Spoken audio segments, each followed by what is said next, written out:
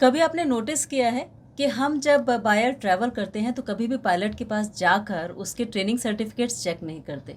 जब हम बस में जाते हैं तो कभी ड्राइवर के पास जाकर ये नहीं कहते कि भैया अपना ड्राइविंग लाइसेंस दिखाइए। या फिर हम डॉक्टर के पास जाते हैं तो कभी ये नहीं कहते कि डॉक्टर साहब पहले आप अपनी डिग्री चेक करवाइए, उसके बाद आपसे दवा लेंगे। क्यों? सोचा कभी आपने? आइए आज सोचते हैं।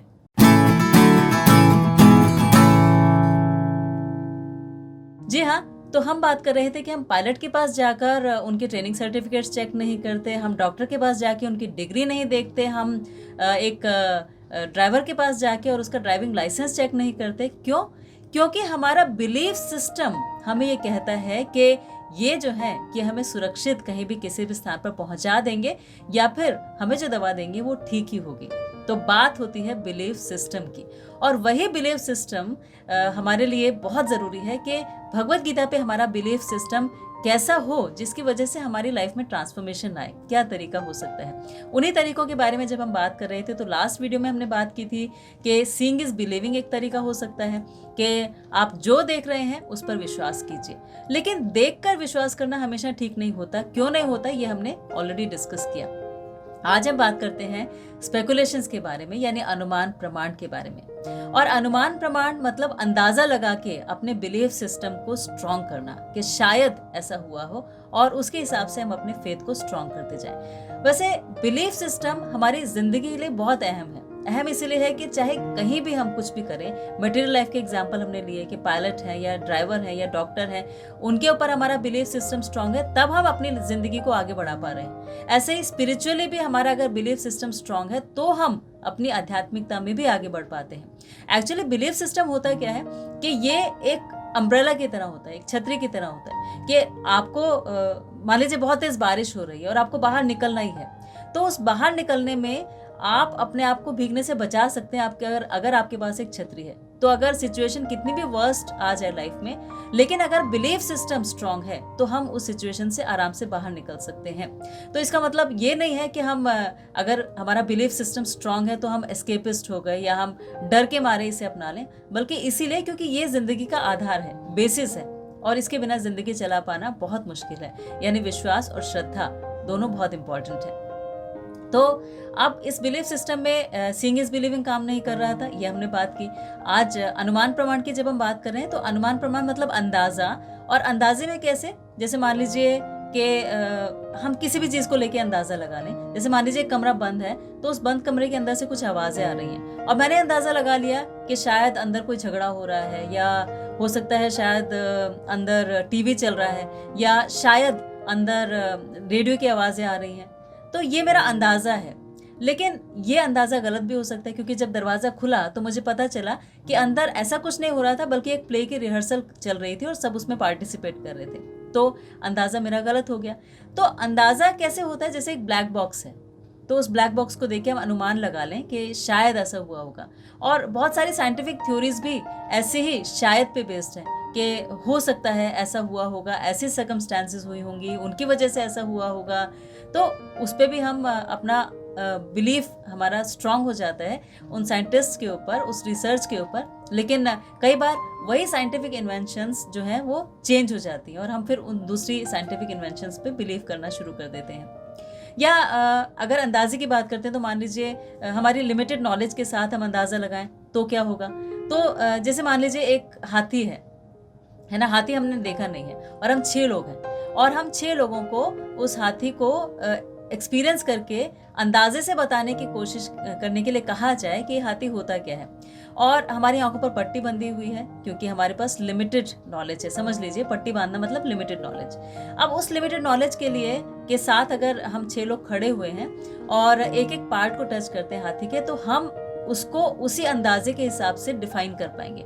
जैसे मान लीजिए मैंने सूंड को टच किया तो मैं कहूँगी हाथी जो है वो एक लंबे पाइप की तरह होता है। किसी ने अगर उसके पैर को टच किया तो कहेगा हाथी एक बहुत बड़े पिलर की तरह होता है। किसी ने उसकी बॉडी को टच किया तो वो कहेगा हाथी एक बहुत भारी सी दीवार की तरह होता है। किसी ने उसके कानों को टच किया तो कहेगा हाथी जो है पंखों की तरह होता है। किसी ने पूंछ को टच किया तो कहेगा हाथी जो है वो एक रस्सी की तरह होता है, सांप की तरह होता है। तो उस लिमिटेड नॉलेज के साथ हमारे अंदाज लगाने की जो क्षमता है वो भी लिमिटेड हो जाती है। इसीलिए हमारा बिलीफ सिस्टम अंदाजे पर बेस्ड हो, यानी अनुमान प्रमाण पर बेस्ड हो, ये हमेशा ठीक नहीं होता। और अगर दोनों ही तरीके आप देखें, सीइंग इज बिलीविंग देखें या फिर स्पेकुलेशंस देखें, यानी अनुमान प्रमाण देखें या प्रत्यक्ष प्रमाण देखें, दोनों ही तरीके सेंस परसेप्शन पे बेस्ड है, यानी इंद्रियों पे बेस्ड है। और वो जो है उनमें भी 4 तरह के डिफेक्ट्स हैं। पहला क्या कि वो हमेशा भ्रमित रहती हैं, we have a tendency to be illusion. भ्रमित कैसे रहती हैं? जैसे मान लीजिए मेरे पेट में बहुत ज़ोर से दर्द हो रहा है, तो मैंने कोई पेन किलर ले लिया, तो पेन किलर लेने से मेरे लिए भ्रम हो गया कि मेरा पेट दर्द बिल्कुल ठीक हो गया, बट एक्चुअली वो ठीक हुआ नहीं है, वो सिर्फ एक पैचअप सोल्यूशन है ना। दूसरा जो रीज़न है जिसमें हम अपनी सेंसेस पे पूरी तरह बिलीव नहीं कर सकते, वो है कि हमारी एक चीटिंग प्रोपेंसिटी होती है, यानी हमारे अंदर एक धोखा देने की प्रवृत्ति होती है। कई बार हम इनोसेंटली देते हैं क्योंकि हमें सही पता नहीं होता, कई बार जानबूझकर देते हैं क्योंकि हमारे कुछ ना कुछ स्वार्थ उसमें निहित होते हैं या फिर कोई ना कोई हिडन एजेंडाज होते हैं। तीसरा होता है कि टेंडेंसी टू कमिट मिस्टेक्स, कि हमारी गलतियां करने की बहुत आदत होती है। जैसे साइंटिफिक इन्वेंशंस में ही पहले हबल कांस्टेंट था, फिर हबल वेरिएबल हो गया, तो इस तरह से कुछ ना कुछ मिस्टेक्स हमसे होती रहती हैं। या एक बहुत बड़े साइंटिस्ट थे सर आइजैक न्यूटन, जानते हैं उनकी लैब में एक बिल्ली आती जाती थी, क्योंकि वो जो लैब की दीवार थी उसमें एक होल था, एक वहाँ से टूटी हुई थी और उस होल में से बिल्ली अंदर आ जाती थी, तो वो उसे कुछ कहते नहीं थे। तो जब उस बिल्ली का एक बच्चा हुआ तो उन्होंने उस होल के साथ एक छोटा सा होल और कर दिया ताकि वो बच्चा भी अंदर आ सके। लेकिन फिर उन्होंने देखा कि वो जो बड़ा वाला होल है उसी में से बिल्ली और उसका बच्चा दोनों अंदर आ रहे हैं, तो वो बहुत हंसे अपने ऊपर कि देखो मैंने दिमाग ही नहीं लगाया इस बात के बारे में कि जो बिल्ली का बच्चा है वो भी तो इसी होल में से अंदर आ सकता है। या यूरोप के ब्यूबोनिक प्लेग की बात करते हैं, तो जब ये प्लेग फैला तो ये रिसर्च हुई और पता लगा कि बिल्लियों की वजह से प्लेग जो है वो फैल रहा है, तो सारी बिल्लियों को मारने के लिए ऑर्डर कर दिया गया और सारी बिल्लियों को मार दिया गया। लेकिन बाद में पता चला कि वो जो प्लेग है वो बिल्लियों की वजह से नहीं फैल रहा था, बल्कि जो चूहे हैं उनकी वजह से फैला था। तो पहले ही चूहे ज्यादा थे और बिल्लियों के मारने से और ज्यादा बढ़ गए, लेकिन अब किया क्या जा सकता था। तो हम कुछ ना कुछ गलतियां करते ही रहते हैं। और चौथा, हमारी सेंसेस इम्परफेक्ट है। इम्परफेक्ट सेंसेस का मतलब हो गया कि जो कुछ हम परसीव करते हैं अपनी सेंसेस के थ्रू वो हमेशा सही नहीं होता।